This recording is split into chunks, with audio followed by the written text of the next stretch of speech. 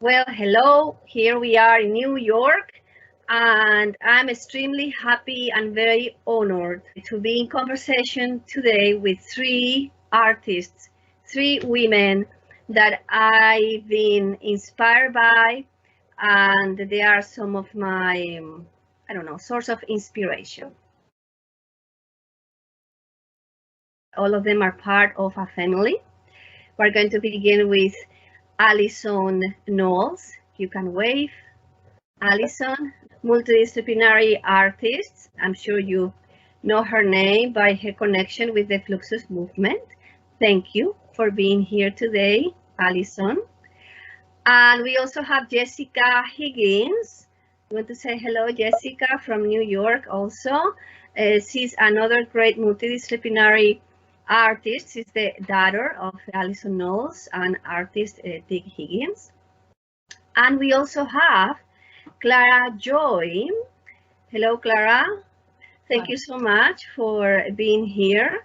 And Clara is a musician, and she's an organizer of shows, especially in New York City, although she's going to be, I have the feeling, all over the world.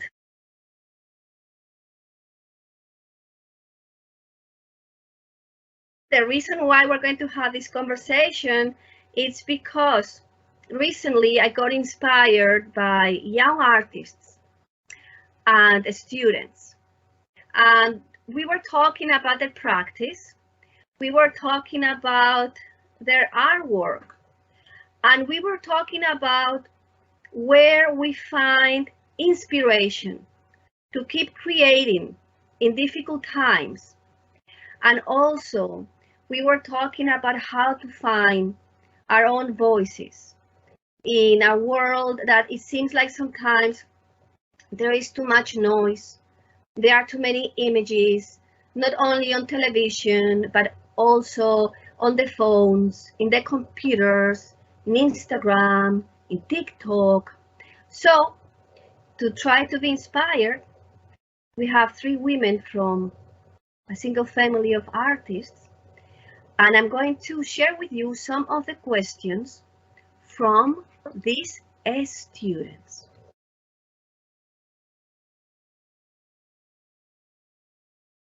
One of the questions was if you can think when you wanted to be an artist or you thought, wow, I'm really an artist.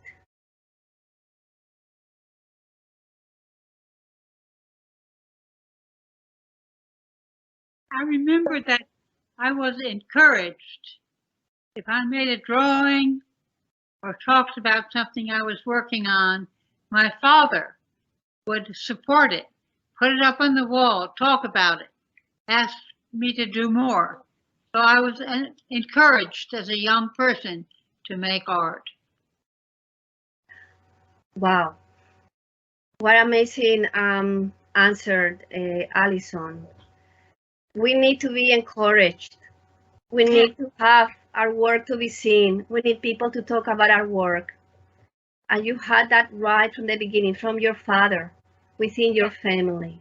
I don't think there's better answer than that, because it's true that many artists, well, what do you think, Jessica? I also grew up with a lot of encouragement from my father and my mother. My first modality actually was dance. And I am someone that once I was at ABT and Joffrey, I was in classical as a young girl. And I remember there was an energy that I wanted to express through movement. And I said, this is a form of art. And I was very encouraged. And the modality, I was injured, so the modality changed a lot. But that's the moment, I think, when I was around 8 or 9, when I felt that there was a way to use creative energy through the body or through visuals. Later, it became visual, installation, performance art, but it actually started out with dance. Wow. Thank you so much. I have so many thoughts. I love that you say it was the energy that you felt and you wanted to transmit that energy. And you are a multidisciplinary artist, but it's so beautiful to hear you talking how all the media blend together. And of course, I have in mind right now your live performance, Echoes, that you did a couple of weeks ago in Soho, in New York City, with the artist Manon Wada, and I was a witness. And you said you were 8 or 9 years old when you felt this way and you were transmitting your energy this way, but your live performance consisted of some kind of movement with your hands, which can be dance and video and sound. And I remember you were using thread also and movement around the room where we all were wrapped by you and by Manon Wada. It seems like you keep life your inner energy. It's always there from now in 2023 and from the time you were 9 years old. So that's very encouraging to hear. Thank you so much, Jessica. Clara Joy, do you remember having a moment like that? I definitely agree with Alison and my mom about just being encouraged as well. Basically, we have a lineage of like encouragement, which is so potent and special, you know, like I was encouraged by Jessica and my dad and Alison all to make art, and I was making like little, there's a video of me at like maybe like I'm a toddler and I'm like making this sculpture, and Allison and my mom and my dad are all looking at it and asking me about it, and like so it's like the environment was like created very supportive from the beginning, so it's like always been there, which is like so it's just such a privilege. It's such an amazing thing to have that, you know. So I would say that it was sort of set up to encourage you. So it wasn't like a particular moment. It was more like, this is allowed. You're allowed to do this. I'm really loving your answers, and again, I'm biting my tongue because there's so much I would like to say, but I do remember, Clara Joy, when you were probably a toddler, because there's something really beautiful about this video we're having right now, and it's that we've known each other for 2 decades. So as you were growing up, I've been watching you playing in the gallery, right? With all of us when I was younger too. And I love that both of you are saying how important is the encouragement, because when I was talking with the students, that was one of the main subjects. Sometimes they felt like they need to find that encouragement within themselves, and that's why it's challenging, because they said that sometimes when they try to create or they want to express themselves, there is a lot of competition, or maybe there is a necessity also of live a life and buy food and pay rent as artists, and it cannot be very encouraging, the idea of making work or being an artist. And it's amazing to see this generation of artists, how successful all of you are, and the foundation seems to be the encouragement. So I hope maybe this conversation might encourage other people to keep going.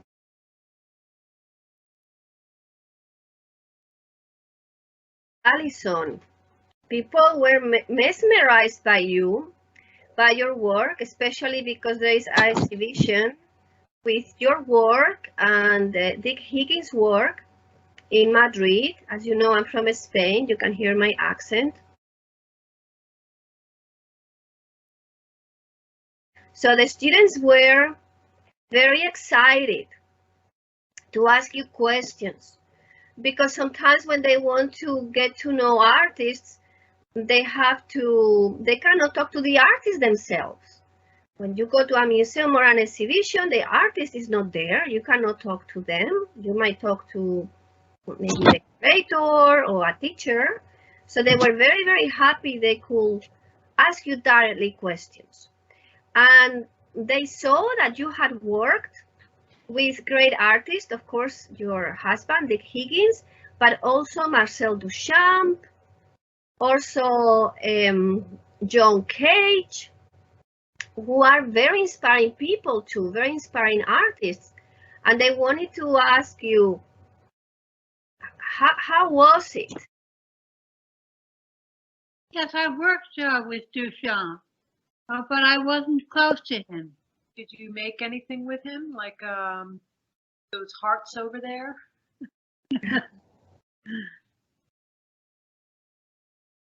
I remember working with Duchamp. That's about all I can bring up.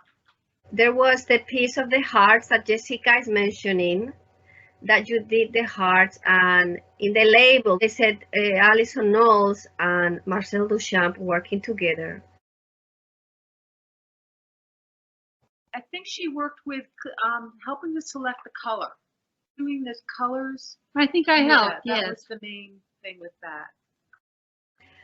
And I like very much what you said, Alison. You said we weren't really, like close friends, but I work with him. I would like to extend that comment from Alison to Jessica and Clara Joy. What do you think about artists being really good friends to maybe work in collaboration, or sometimes it's not so much being very good friends, but maybe respect? What might be one of the reasons why artists work together or collaborate together from your experience? Well, I have a strong feeling about that, especially recently, because of the show I did in New York City at the Emily Harvey Foundation. I was working with Manuel Wada, and part of that was because I'd spent so much time kind of isolated from doing work in a gallery. So it was a really wonderful way to have an opportunity to engage in a creative process with someone, encouraging each other, learning from each other, and also doing our independent work. So it was almost like a dance, and it got me warmed up again into the sort of gallery scene.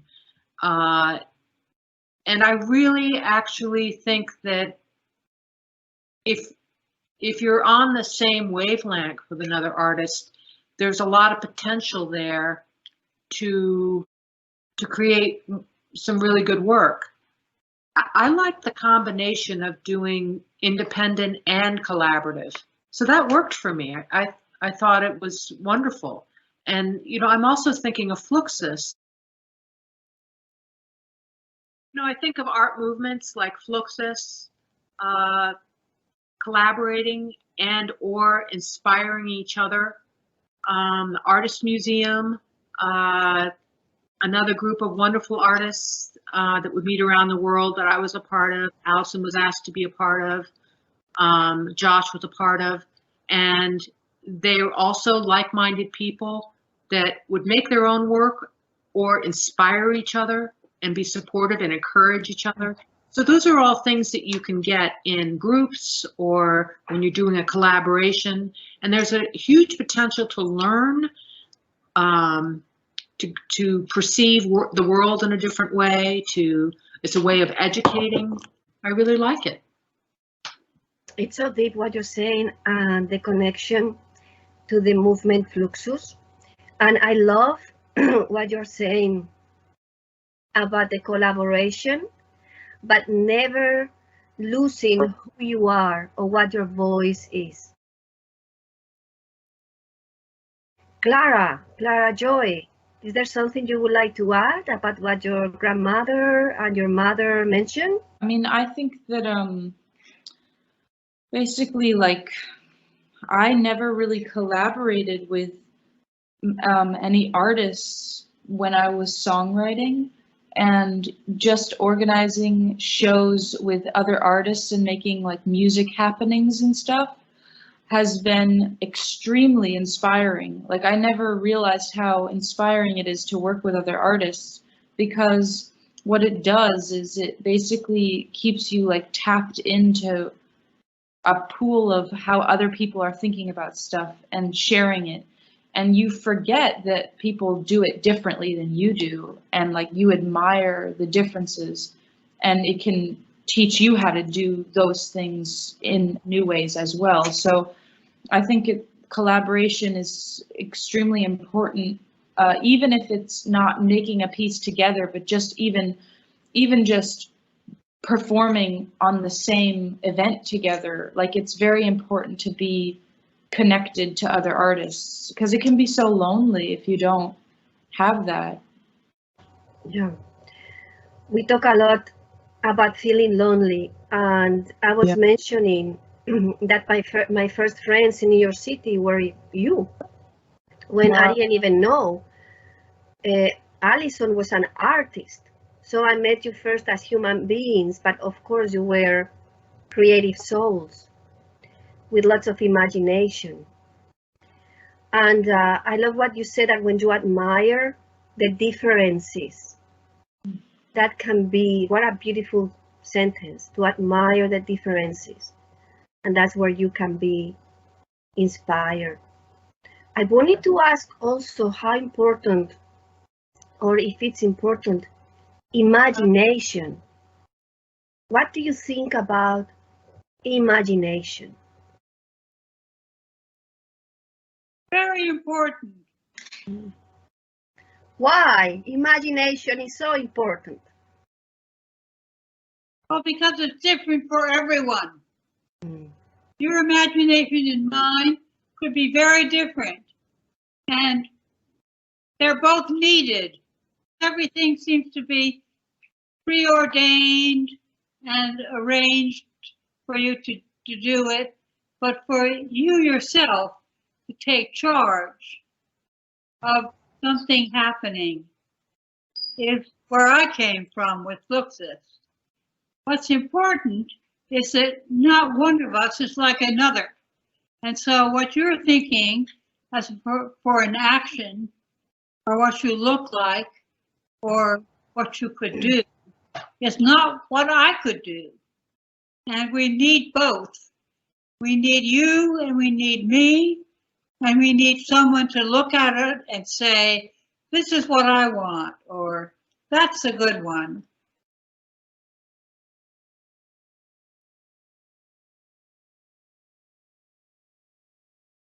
So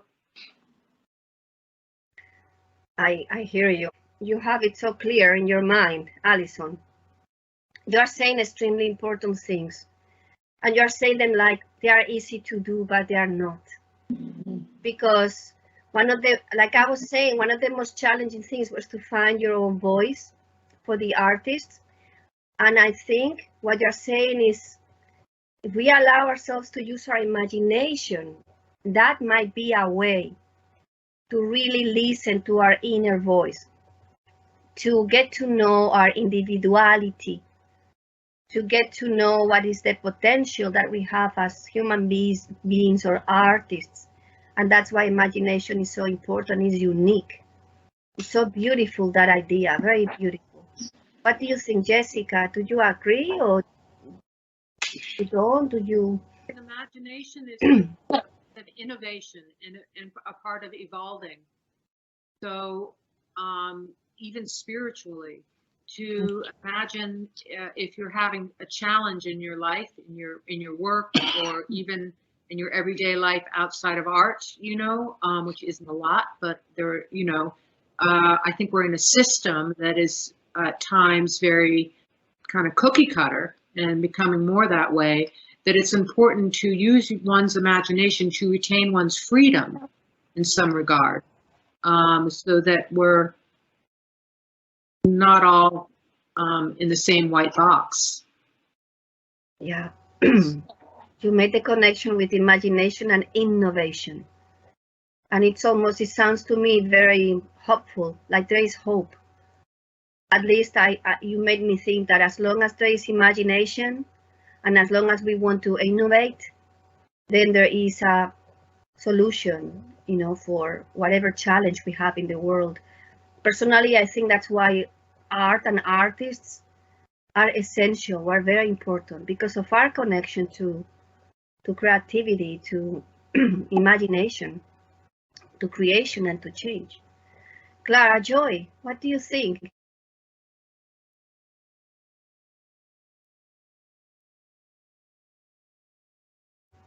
I completely agree that I think it's very spiritual imagination. I think that it connects you to things around you in a way that is sometimes very secret and personal. Imagination can feel kind of like a personal, private world.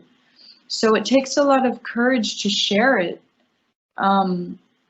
And I agree that basically we have like Alison says, preordained. Like we kind of are taught that we have to follow a certain map and do certain things in life. But we have these private feelings that we wish we could express. So it's really so connected to courage, like in order to share these thoughts, these ideas, like it really requires so much courage. And I think that I again, with the encouragement thing, it's just so important, because if you don't have it, then how could you feel safe enough to share your imagination with other people? And also, it feels right now like even though there's all this innovation with technology, at the same time it feels like there's not a lot of imagination being fostered. So it's like, why is that? I think that there is some problems with the way technology is constantly shoved in our faces. I think that getting together, like I really think right now it's like really important to like get together and like actually talk about your ideas. Like I think it's just so important right now, even though it is scary, but it's so important, and we have to do it even if it's embarrassing. So it's so connected to courage for me, like imagination. It's so connected to that for me.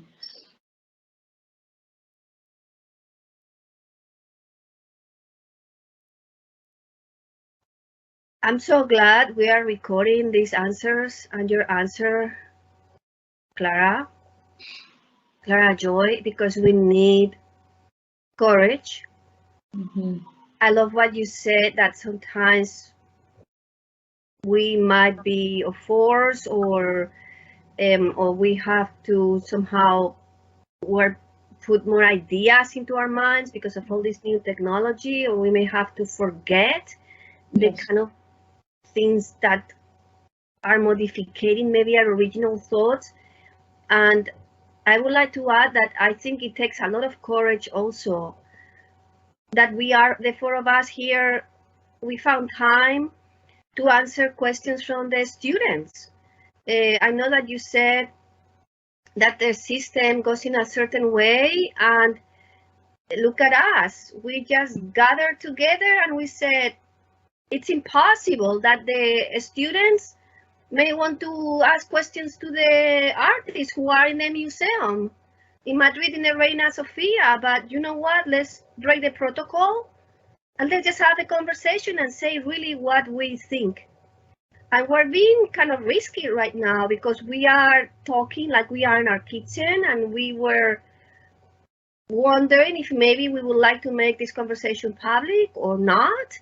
And we didn't know. Sometimes as artists, we have to think if we want to make our things public or keep them for ourselves. And it takes lots of courage. It takes lots of courage. So thank you so much. It's not an easy path sometimes. I love what you said about spirituality. And this might be the last question, because we the students, and seems like you too, and I feel this way. I love artwork that echoes within me, and the title of your piece, Jessica, was Echo. And I can put that name in a dictionary, right? And it's echo, something that it repeats in your mind or lingers in your mind or resonates with you or connects with you or is somehow spiritual. It's so broad. There is no specific answer. But along history, there are lots of pieces that resonate with me or they touch me personally. What you are saying, your words is really touching me, and your work as artists, it really touches me. It speaks to me very, very deep in a profound way. To me, that's very important. I know it doesn't have to. Sometimes art can be very intellectual, which is fine. There are kind of different arts. But I would like to talk about that kind of art that touches you deeply, because I think there is lots of fear sometimes from the artists, the students. They feel like maybe if it's too personally or if it talks about very profound things or somehow spiritual, maybe they run away from it. So I would like to know what you think about that. The follow-up question will be if there is one art piece, can be song, music, that it moved you personally from all your life and all history. That's a hard question. Oh, it's very hard. Maybe even you don't have to answer. Maybe it can linger in your minds and you can be thinking about it for the next week. Maybe if the people listen or watch this video, they can think if there is an art piece. You know, for me, there are certain artists that stand out for me at certain periods, and then other ones come in. So it's not always just one. But I definitely am touched by the work of people that I have met or that I've been influenced by. So I really am very moved by a piece you've done called Trust Me, because it has so much insight and it involves the tactile and it breaks perception and innovates a new dimension.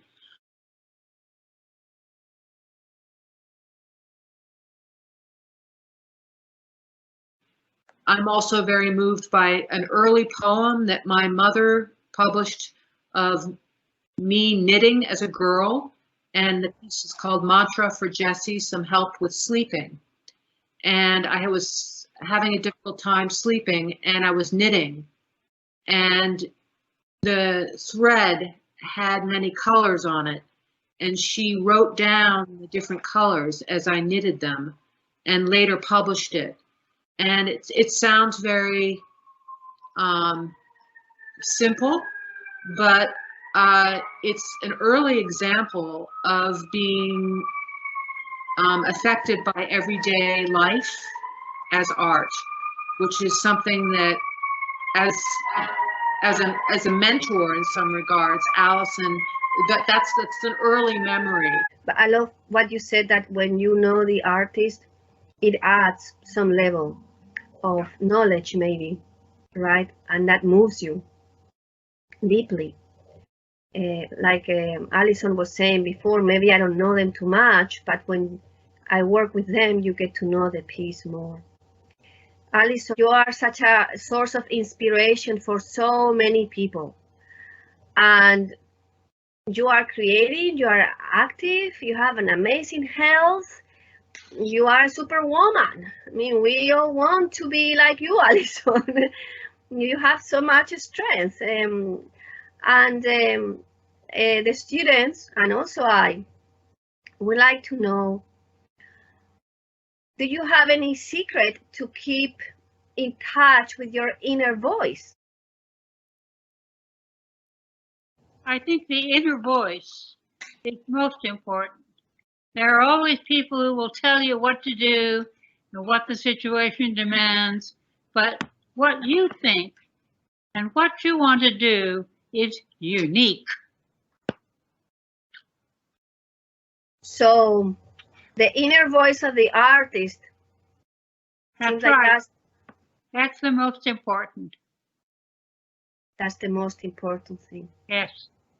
It might seem strange to you, I don't know, but we had a conversation that sometimes some artists, they feel lost and they prefer to follow the guidance of other people that tell them what to do, and they forget their inner voice and they are very confused and they struggle. What would you tell them when they feel like maybe they have to obey? The inner voice is the only one. There is no other one like it. So it's needed in this world of so many people. Your own voice is unique. Beautiful. Alison, your own voice is unique. It seems so simple to say it, and it's so difficult and challenging to do that.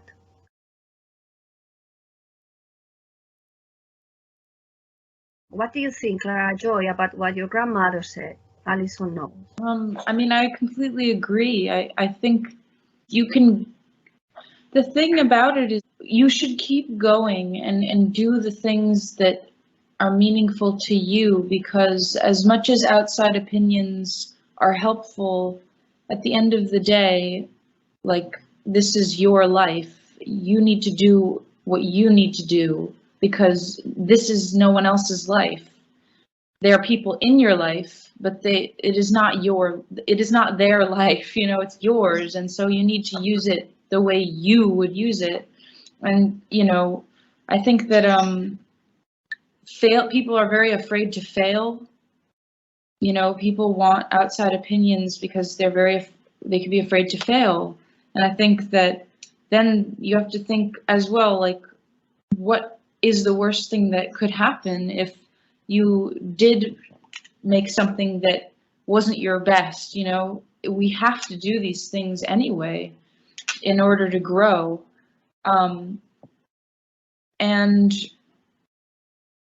I completely agree. Your inner voice is basically what will guide you to where you're supposed to go. If you don't follow it, you'll follow other people's voices, and you might feel misplaced. So as an artist, you should try to get comfortable with following your voice, even though it can be uncomfortable. But no artist like was ever comfortable, you know, like this isn't like a comfortable thing to begin with. It's a disruptor. Art is a disruptor. So, and it is profound. So it's not going to be comfortable. So we have to accept that too, you know. Very powerful, what you said. Thank you. You know, I think somehow respecting other people's inner voices is part of it for me. Knowing your inner voice, respecting other voices, and somehow there's something that's bigger than all of us that's guiding us, a creative, I don't know what to call it, a creative spirit, something it's somehow connected. I'm not sure how it works. I don't have to figure it out, but I do believe in it. Beautiful. I want to thank you for this incredible conversation. I think when we all are artists, we show our work. Of course, we do the work. Then the work, I always say, now the work is done, needs to speak by itself. I don't have to explain it. But it's very beautiful and empowering to see that we artists, we also, you know, are human beings. And as human beings, we have our unique thoughts and unique views, and there's also the need to see us as human beings that are creating, and we need support and we need spaces to talk about this, our practice, our creative process, not only our pieces on the wall. And that's maybe what I found in the students. They were really looking forward to have this kind of deep conversations, and I felt like they were needed. And that's why I ask you in a very humble way if you minded to answer their questions, to make this kind of bridge or connection from a human point of view as human beings. And I'm so happy with all the ideas that you shared with me. Is there anything else you would like to add? I see you getting close to the camera, Alison. Oh, it's been a pleasure talking with you. I think this conversation can really help many artists that I know they are wondering and they're talking about the same things, but sometimes they don't want to make public these thoughts. And I agree with you. Maybe it should be more normal and be close to our inner voice and keep, even if it's challenging and difficult.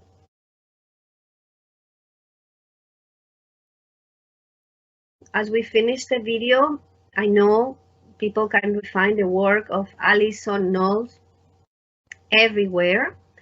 Also the work of Jessica Higgins.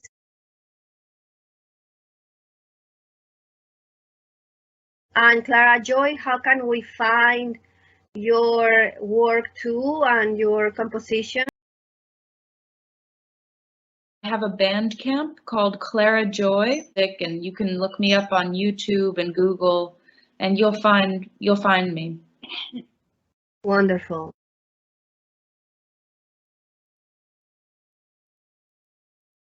Well, I think this conversation has been extraordinary. Thank you very much. Thank you. I'll see you soon. Thank you so much. Bye. Bye. Bye.